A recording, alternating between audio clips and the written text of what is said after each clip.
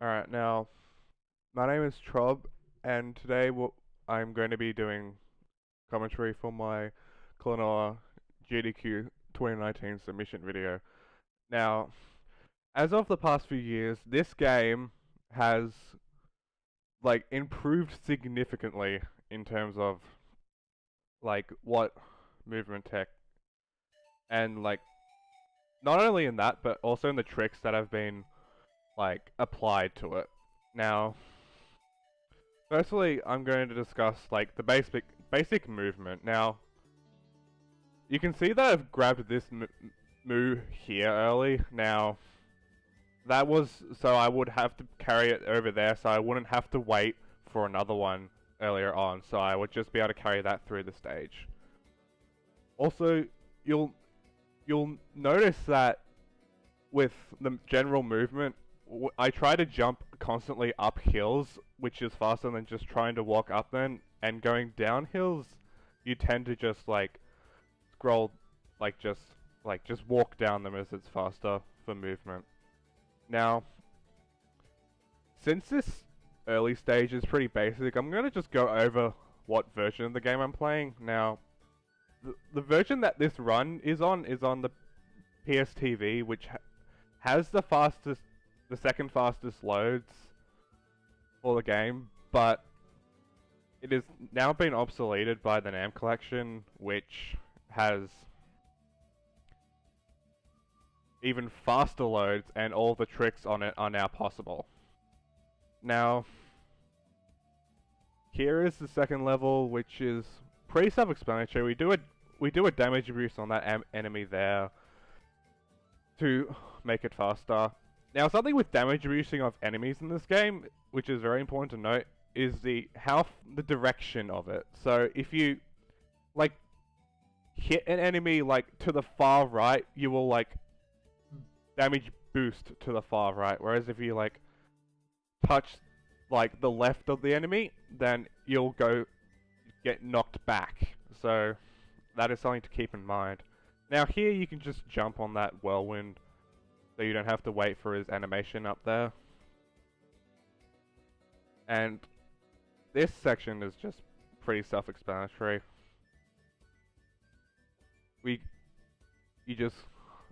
Now jumping through those sections can be slightly faster, especially when the camera rotates.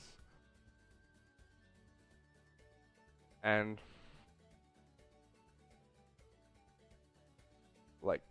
so we basically just use a good movement there to get the thing broken. So something also to note is that when grabbing enemies with your attack, it is faster to jump and then do it, instead of just doing it while stationary, because if you do it while stationary, you will lose all your momentum, whereas if you jump while doing it, you'll keep your momentum. Now, up here we have the first boss, Rongo Lango. Basically what we try to do here is grab an enemy here, and then damage boost there, and then throw it while we're in the invincibility frames. Now, what this allows us to do is just constantly go through him and damage boost through there, making that a pretty short boss fight.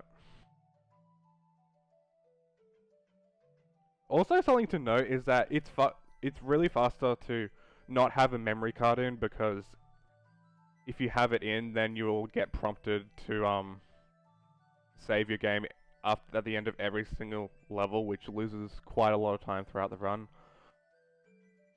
Now on to the second world, and basically with this is we try to catch a good cycle, and we can just use that enemy to make it easier. Now, and again, we can use carrying enemies from earlier sections of the level can be really handy, so we don't have to grab them later on. Also, with that, you saw with that I just spammed start as soon as that happened, just to skip through all that text. It's faster than just pressing X to do it. Again, you saw the damage boost there. You come into great play. Now this is the fast cycle, so we don't have to wait for it to go back up. Now you'll see that with throwing enemies, that certain eggs can hold key items. One of them is being a key, which allows you to open certain doors. I guess I should go through the basics of the game.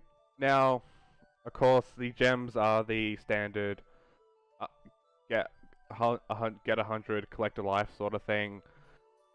And you'll also have hearts sprinkled around, which are your health. And basically you have 6 hit points. And a pink heart restores half a point of health, and a yellow one restores 3 of them. Now, what we're going to do here... Now, this level is pretty cycle-based, so the faster you go, the more cycles you're going to be able to catch.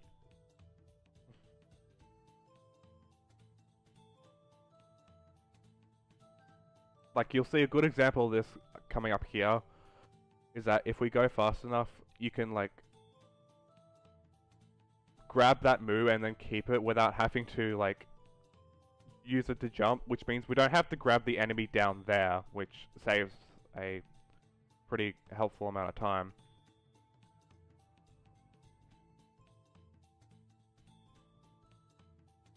Now here we can just use this enemy to skip that entire, like, section there.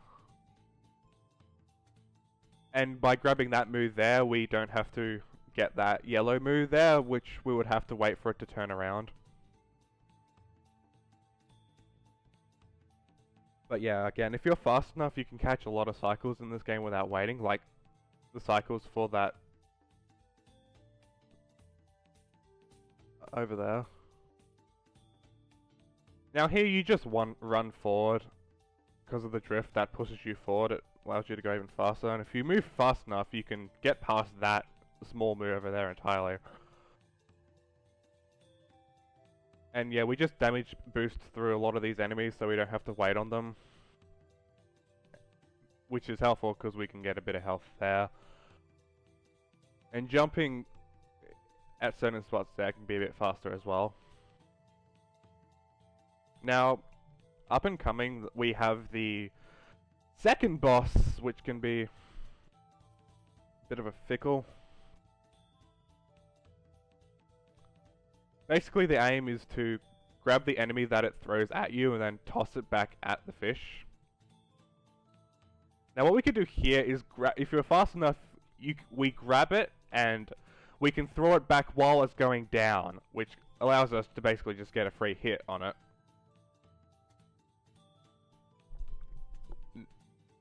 But it's pretty hard to do that consecutively. Now he can do either one of two things. Either he can, like, go on top of the spikes, or he can charge at you, which is pseudo-random. There is some form of manip, but it's pretty hard to execute. So your aim is just to grab the enemy if you jump your time your jump really well, and then you can just throw it at him.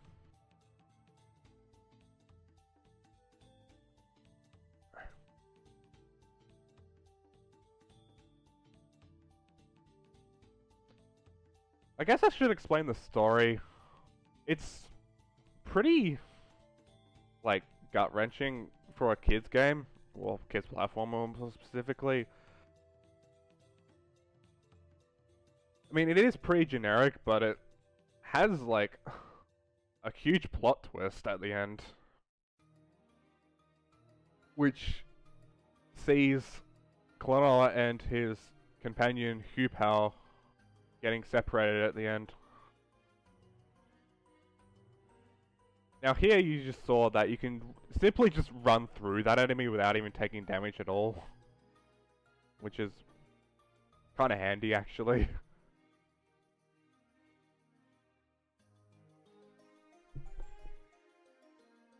Now these moving platforms are cycle based. These wooden ones that I'm standing on right now.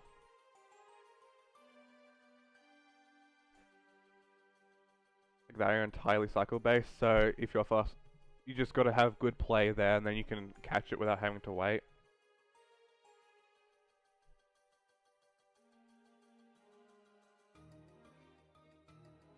Now here, again, if you grab that enemy, you can just walk, you can just destroy the enemy with it, without having to throw it, which is great for momentum.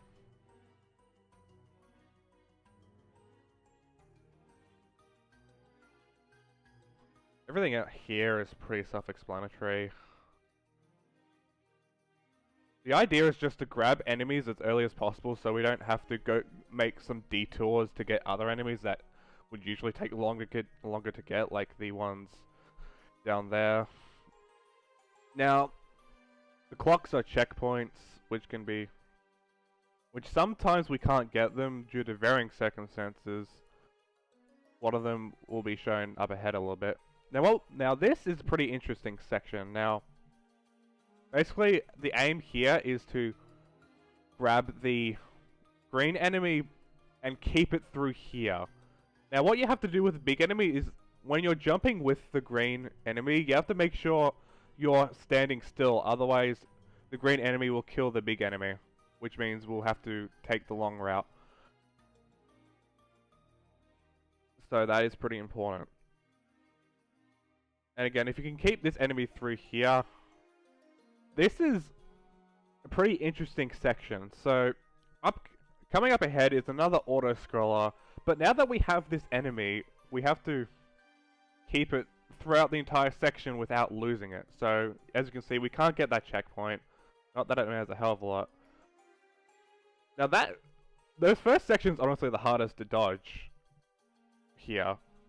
Because sometimes if you're like close to the spikes, it won't damage you, but it'll destroy the enemy, which loses a bit of time up ahead. Now the rest of the section is pretty easy, but here what you have to want to do is just damage boost off that instead of trying going to the left or the right, because again you'll lose the enemy. And here you can just go right there. You'll be all good. Now the reason we want to keep this in the first place is because it means we don't have to get two of them from here. Like, if we didn't bring that blue guy, we would have to get that yellow guy twice, which would take a lot longer because it takes a while to spawn. Now, another interesting mechanic in this game is that that I've forgotten to mention, is that you can throw enemies like not only left and right, but you can also throw them like directly in front of you, which can be used in certain situations, such as to like hit switches or destroy enemies like that big guy that you saw earlier. And this is used in a number of instances, actually.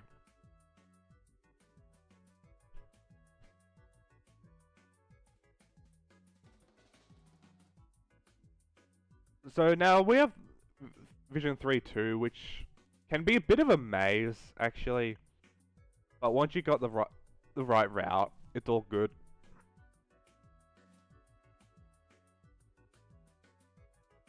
And again, just jumping up those things can make it a bit faster. Now don't grab that. You'll most likely have less health later on in the stage, and you'll be coming back to this section here, so it's a good idea to keep that heart there so you can get some health back.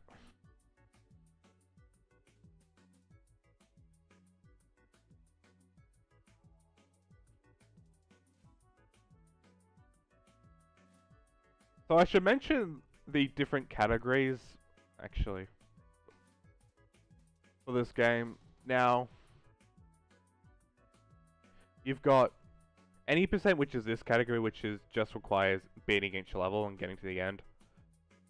And there's also 100%, which requires you to not only get every single gem in the stages, but also requires you to get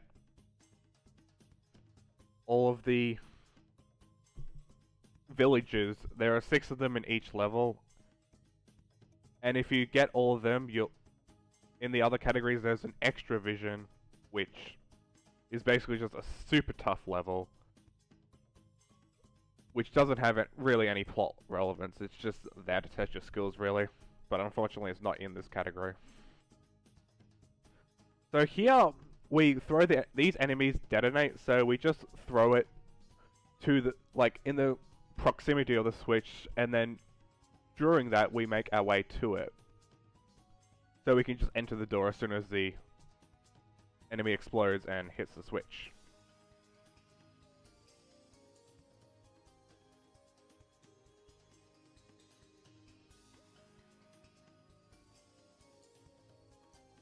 Now, something interesting to note is that with the 2.5D aspect, you can also use your fist attack to hit forward. So we can use it on those switches there, which is required in certain instances. So basically the goal of this stage is just to activate certain contraptions so that we can access the final section of the stage. Now, something very important here, do not go on that platform, otherwise you will lose a lot of time trying to backtrack to go back. I made that mistake a lot of times on my first runs of this game. Now, unfortunately here, there isn't a way to bring in enemies, so we just have to wait for this platform to go down. It's the same every time, like how long you have to wait. Got some pretty interesting mechanics with conveyor belts here. Again, it's faster to jump up these sections.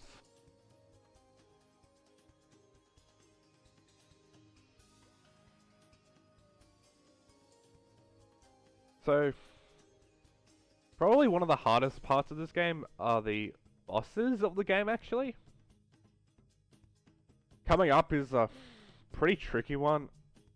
Also, if you're fast enough and you don't jump to get that life, you can actually get ahead of this spike there, which means you don't have to dawdle behind it.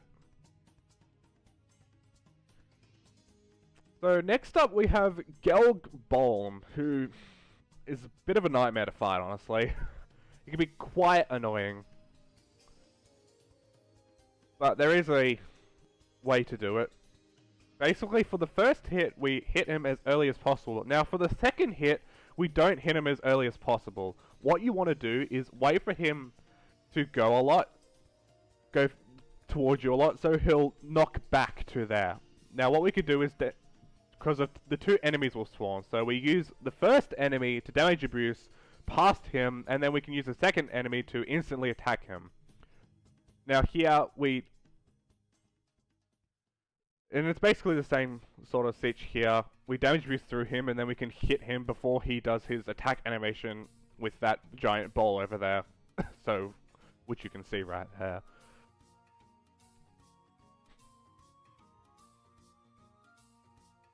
It's really just about damage abusing through the boss itself, so you can hit him before he has time to do his animations and phases, which take a while. Now, this is the first level in the game which has quite a major skip in it.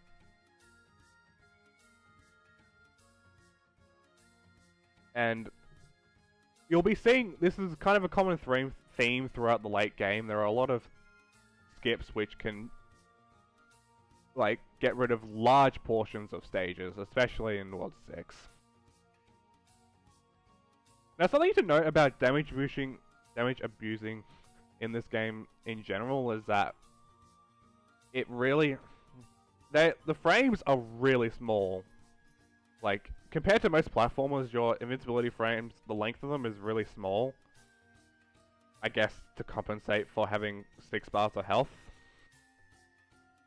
So that's why you gotta be really smart with it and just play it well. Now, in this section, unless you death abuse, you're not going to have much health, which is why that section of health there is really helpful. Now, this is the first major skip of the game, so what the goal is to make sure that the green enemy there hits the ground, so you'll be able to go left, and then after that is just a chain of grabbing enemies as they spawn, because how they work is that they spawn in the air, so you'll be able to grab them as soon as they spawn, and then you can use them to jump up to that section, skipping the entire second half of the stage. Now, here's another pretty simple level. The first half is just a lot of like currents just pushing you forward, so you'll gain a lot of speed. You can grab that, which is especially helpful if you took a few hits earlier, which can be easy if you time your jumps incorrectly. Now, then we have these enemies, which have fire going around them, and because of that, it's easier just to damage your boost to them instead of waiting for them from the fire.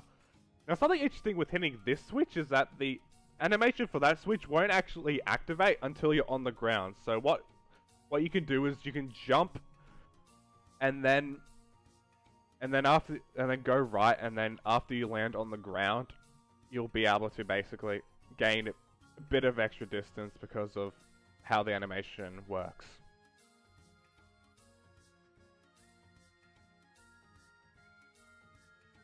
Now, the rest of the stage is basic platforming with currents. Now, something that you can do here is actually just grab this enemy and break this block, so you don't have to grab that one in the top right there, which can be a bit finicky to get.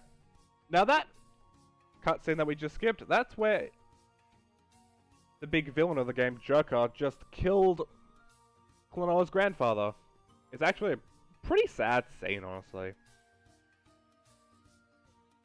Now, fourth boss, the easiest of the bunch.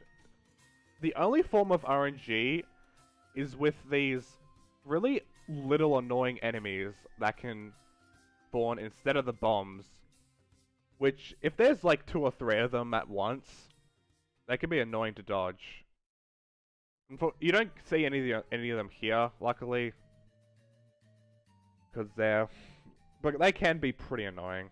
But all in all, if you time your throws well enough and break two of the weak points at once with 4 of them, with 4 shots, you'll be all good. If you happen to miss one or only hit one of the 2, then you'll lose 7.5 seconds each time. Now this is another level with a couple of skips and multiple routes to take.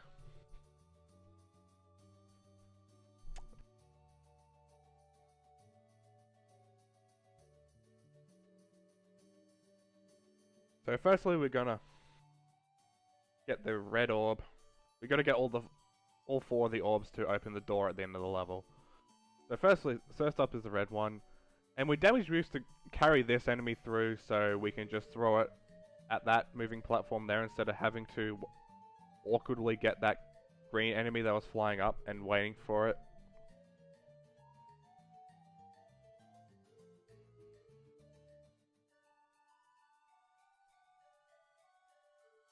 And seeing as the stage loops around, we just use these to progress.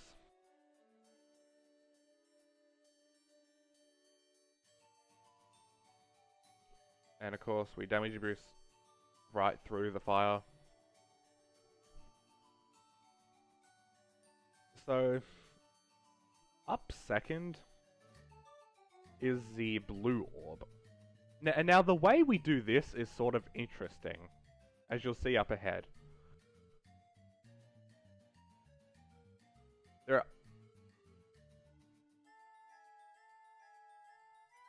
Now what this uses is we carry the enemy from here to basically just jump over there, so we don't have to wait for that platform. Now what we use is, now this is the first instance of clipping through walls. Now this is a pretty somewhat in-depth mechanic. Basically what the goal is to basically just have an enemy on carrying, and then with that you can clip through certain walls and skip certain parts of the stages. Now I'm gonna go more in depth of this into this mechanic in World 6 because there is used to great effect, and I'll explain how to do it. Because it can be a bit finicky at first when you're trying to learn how to do it.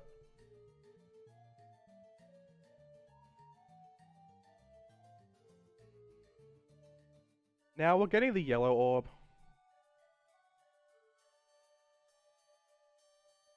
First, the order of getting these, it doesn't really matter. It's really just comes down to personal preference and I guess depending on how much health you have as well.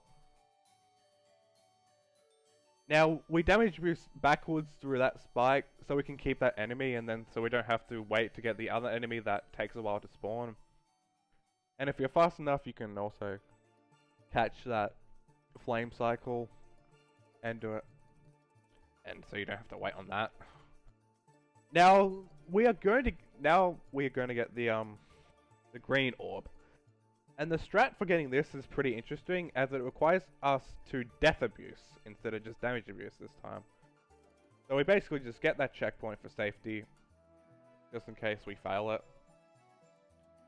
And what we do is we go and grab the enemy, and then we backtrack all the way here. Now what we do here is we make sure that Klonoa is facing forward, and we aim the enemy at the clock, so we can get the checkpoint earlier, and therefore skip that section of the stage. So now that we have all 4 orbs, we can go and just hit the switch here, and that's the end of the stage.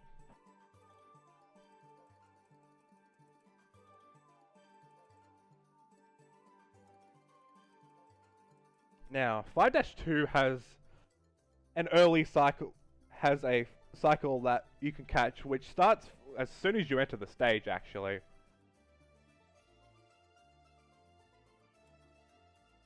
Which fortunately I do catch in this run. It allows us... Now, a gimmick in this stage is that it goes from night... kind of has a day and night cycle sort of thing, where basically at the day it's like normal, but at dark, basically what happens is that certain platforms appear that won't appear at night, and also you can't actually like grab onto enemies at all because they're basically invincible during this night phase. So that is something to take into consideration. Now we grab this enemy so we can hit that switch earlier instead of having to go all the way up to it and hit it with our tiny attack.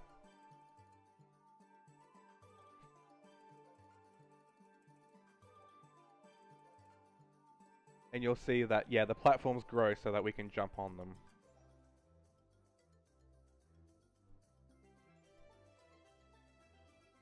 Now those are extra lives, I've got to mention.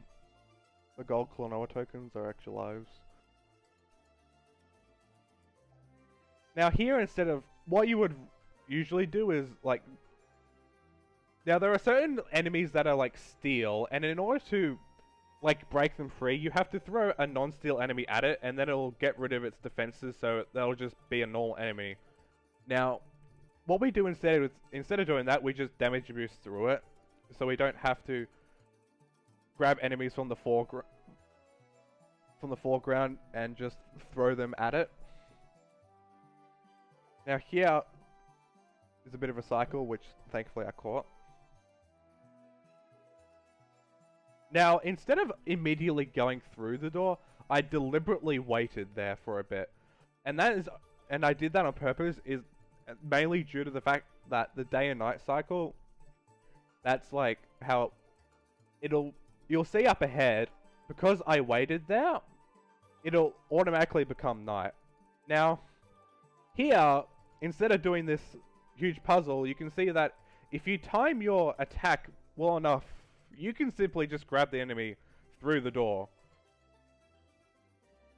If you're on the far right of it, because there's a section of it which you can just do that with. Otherwise, traditionally, you would have to go all around the spherical section and hit the 4 switches, and which just takes a while. So we just skip that. So that's the end of that. And we have Joker, who's been the main villain of this game, really. Now, the main goal is just to throw enemies at him, and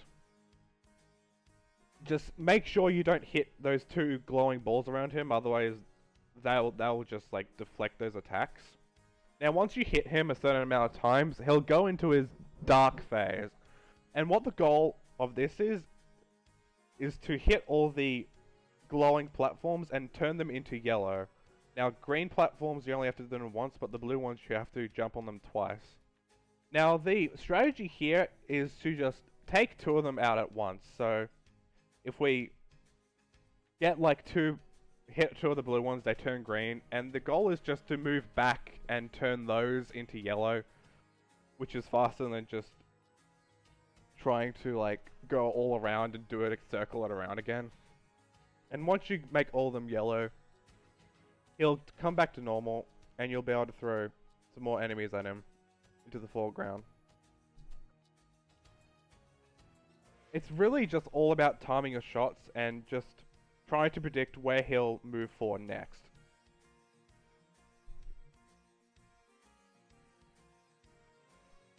The dark phase can be a bit annoying, especially since the gimmick from the previous stage returns, where the enemies, you won't be able to like use them at all, and they'll basically just be invincible, so you have to do your best to dodge them. Now in the second phase, the purple blocks appear, which are basically just a more upgraded version of the blue ones, which require an extra back and forth to get rid of. And while you're trying to do this, the boss itself will use a wide array of attacks to try and stop you, including a smashing attack and that other attack earlier on, which was used. So you can just jump over that pretty much. Now in the final light phase, he'll jump up. So that's another thing you have to watch out for. It's basically just an evolution of what he does per phase.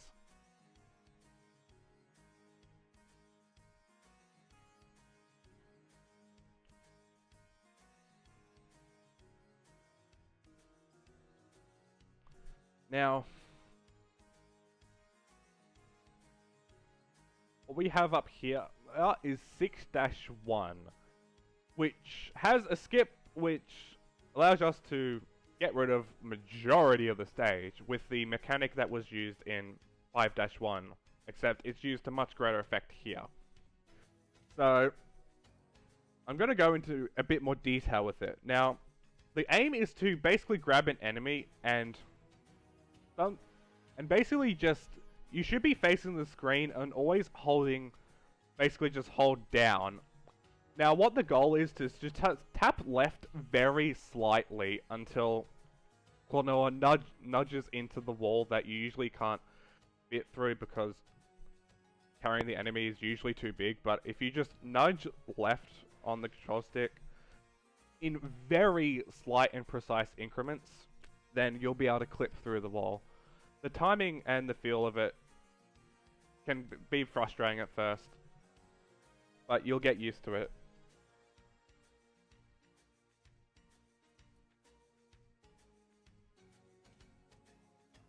Now in this stage, we sort of do a kind of similar thing. Except there's much more risk to it, because if you fail it, you can actually die. Which, obviously, isn't good.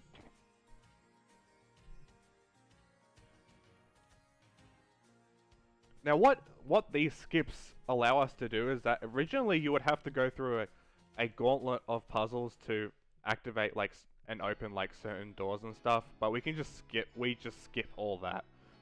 Now what we do here is we grab an enemy and go back. Now this is on purpose as to clip through this whole like door. Now this one we do a sort of similar thing, but to make it easier, we jump and hold down at the same time, because the wall like works sort of differently. And then we use the enemy to jump up, so as to not fall into the pit.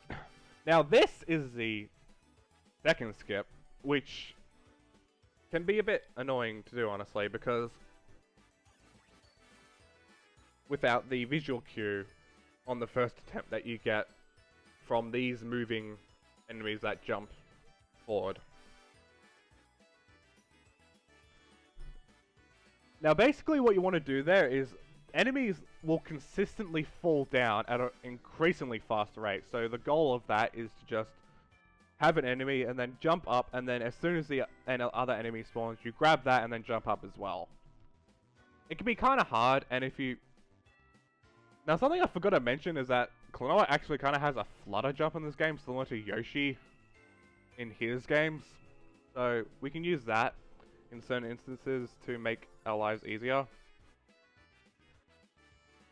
But during that skip, you don't want to use it because it increases the risk of clipping through the platform. So if that happens, you fall for an unprecedented amount of time and you die, which loses about 15 seconds if that happens.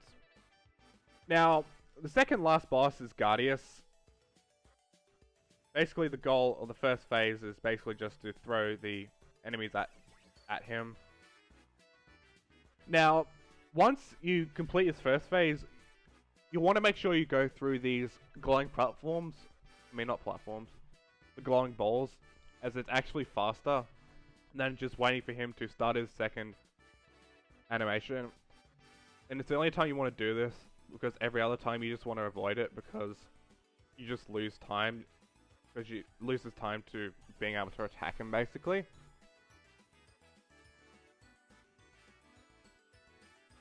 Now the goal here, there is actually a, like, if RNG, like, follows up correctly, you can actually use, like, get rid of him in his second phase before he even starts his third phase, which can be kind of difficult to do, and unfortunately I don't get it in this run.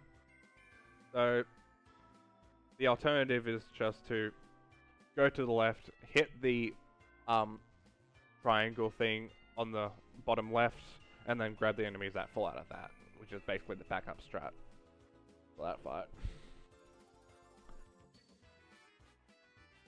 Now, final boss.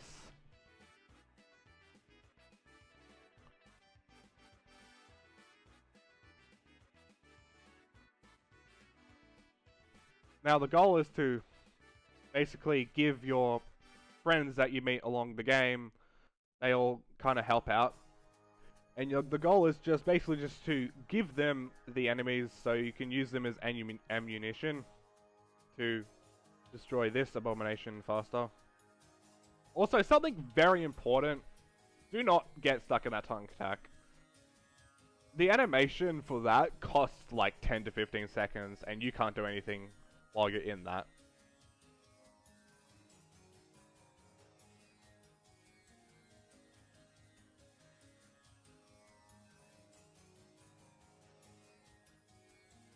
So basically the goal of doing this faster is to basically just do it in sort of a row instead of doing it like sporadically, like try to give all your teammates them in like in order instead of like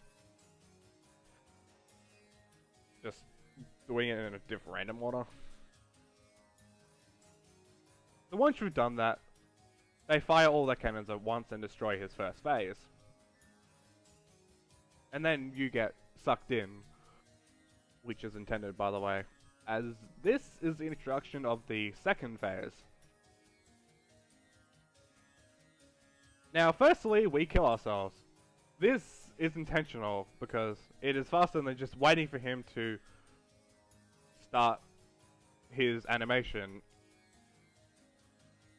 Basically, the goal here is to basically destroy all these crystals. Now, is that depending on the cycle, it is either faster to break them on each side first, or alternate between going left and right.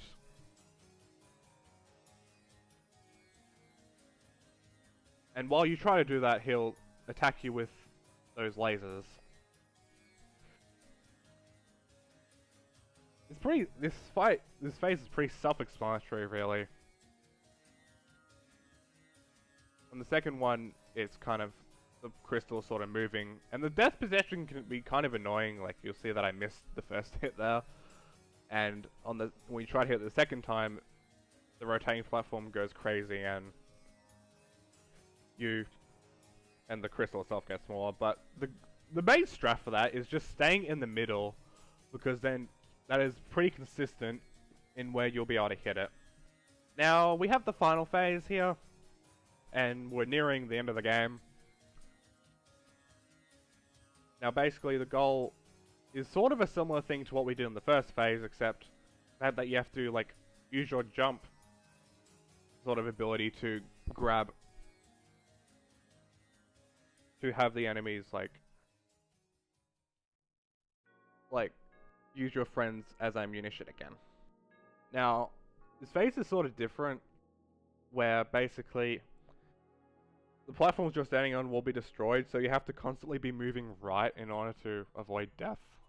And he'll also have a number of attacks, such as that rainbow attack, which is very important, by the way, because if you try to like jump over a gap, and then when you land on the other side, and if you get hit, you'll most likely get knocked back because of how knockback works in this game, and you will die. So that is the end.